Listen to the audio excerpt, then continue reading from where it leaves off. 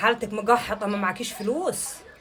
اقسم برب العزه اشتريتها من العطار ب 200 وحاجه، والله العظيم تاني ب 200 وحاجه، واكتشفت ان مكوناتها معموله في البيت، وضحك عليا وقال لي ده بها واحده كويتيه هتعمل الخلطات بتاعت الشعر وهتنزلها لي كل شهر. بستخدم روتين لشعري بعد ما شعري اتحرق واتبهدل، والحمد لله دلوقتي بدا يستعيد صحته.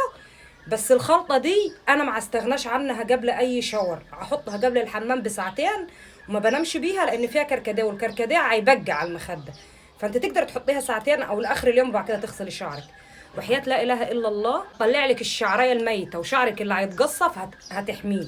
سبراي للانبات، مكوناتها ايه؟ 5 ورقات لورا، و5 مسامير قرنفل، وكبشه روزماري، وبصلايه حمراء، بصلايه حمراء، بصلايه حمراء مش بيضه، ودرس توم كبير، وكبشه كركديه. دول كلهم تحطيهم على لتر ونص ميه ويغلوا على البوتاجاز لحد ما ينقص يبقى نصهم، وتجيبي جزازه كبيره تمليها وتحطيها في التلاجة، وتملي جزازه زي كده تبخ منها على شعرك، وتجيبي شعرك من النص وترشي، وتفرجي من هنا وترشي، وتفرجي من هنا وترشي، تحطي في الددور، وتعملي مساج لشعرك 5 دقايق، وسيبيه. روحي عاد وخلصي مصالحك واطلع وانزلي، وبعد كده ابقي اغسلي شعرك.